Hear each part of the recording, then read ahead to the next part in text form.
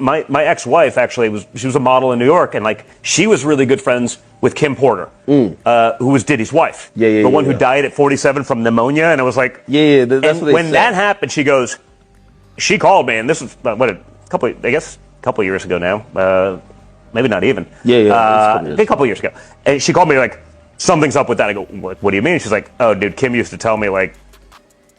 It was a bad, like, there's a lot of weird shit that I didn't even know that, like, but they were like, they'd do photo shoots together or whatever. They were sort of friendly. Like, they'd hang out. Like, we'd see them out downtown, and like, I'd hang out with her. Not so much with Diddy. I think it was already sort of over there, but like, she was really afraid of him.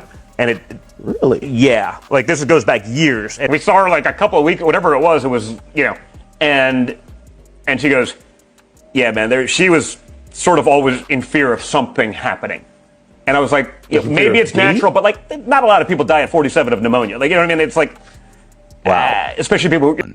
Isn't it frightening to think that after all the attention and certainty surrounding Sean Diddy Combs, he was ultimately found not guilty of the major charges that could have put him away for life?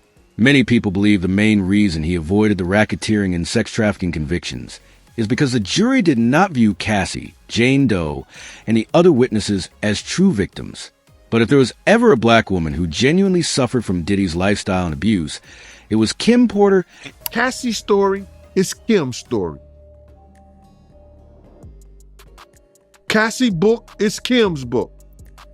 Bruh, when y'all look at this thing and saying force, y'all think this that he probably threatened to beat her, threatened to do something like that. That ain't what force is. It could come from the mentality. Yo, he put her in a certain position, in a certain situation, in a certain time in her life. You understand what I'm saying? That she saw no way out other than doing what he told her to do. He had mentally controlled her. It's like a pimp. The internet has been flooded with speculation about how Kim Porter passed away. Recently, some online discussions claim that she may have been dealing with serious health issues before her death. Among the rumors circulating are allegations involving Sean Diddy Combs and the suggestion that he may have exposed her to an STD, specifically HIV. These claims have fueled theories about why there was never a more public or transparent investigation into her death. None of this has been officially confirmed. But as people dig deeper into what's known as the Diddy rabbit hole, they continue to uncover stories and allegations that many find shocking and difficult to ignore. But once you look at this and say, this is supposed to be a trial about criminal sex trafficking RICO, as in there's an infrastructure, there were cameras all over P. Diddy's apartment. He was running effectively a blackmail extortion ring, and this entire prosecution has been reduced now to two witnesses, Cassie and Jane Doe.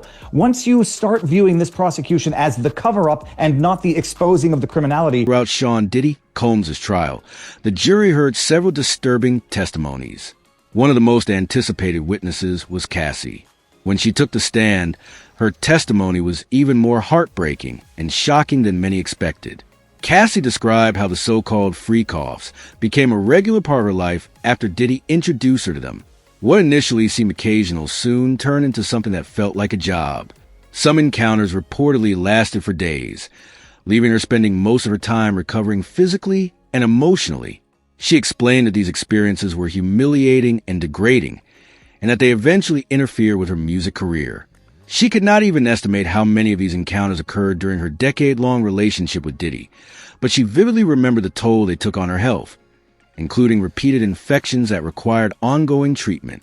Additional allegations later surfaced from individuals who claimed to have participated in these encounters. One escort alleged that he contracted an STD after having unprotected sex with Cassie. His name was reportedly listed by prosecutors as someone involved, although he did not testify in court. Another man, Lon Loran, a former model and actor who had appeared in music videos for Britney Spears, Tupac Shakur, Dr. Dre, and Lil' Kim, filed a lawsuit alleging that he was drugged and sexually assaulted. According to his account, he was approached at a Hollywood event and later pressured into activities he had not agreed to, including drug use and unsafe sexual practices. He claimed these events led to serious long-term health complications. As these stories emerged, questions began to resurface about Kim Porter. Testimony from Capricorn Clark, Diddy's former personal assistant, revealed that she regularly arranged hotel stays for both Cassie and Kim, often setting up similar environments for each. This led many to believe that Kim may have been exposed to the same risky situations Cassie described. While prosecutors avoided delving deeply into Kim Porter's situation out of respect for her children, public concern has continued to grow. Kim's sudden death from pneumonia at age 47 struck many as unusual. A close friend, Cole LaBeouf, later stated that she had long blamed Diddy for what Kim endured and questioned whether her death had been fully investigated. She echoed what many online have said, that a wealthy, well-connected woman dying so suddenly from pneumonia raises unanswered questions. Even Kim's father has publicly expressed doubts about the original investigation, insisting that there is no way pneumonia alone explains what happened to her. As more testimonies and allegations have come to light, calls to reopen Kim Porter's case have intensified, with many believing the truth has been buried for too long. I remember learning about the O.J. Simpson trial from an adult growing up and kept asking, how did he even get away with all the evidence? Now, seeing the same thing happen with Sean Diddy Combs in real time makes me go insane. Diddy and his ties to Kim Porter's death need to be revisited.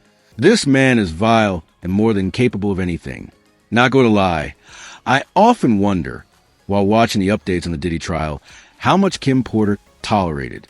She literally died with all her secrets, most likely so her kids wouldn't know what their father is capable of. So, do y'all really think Kim Porter died from pneumonia like they said, or is there more to her story? Let me know what you think in the comments. Don't forget to like and subscribe, because there's a lot more drama coming your way. I'll see you in the next video. Bye, Betties.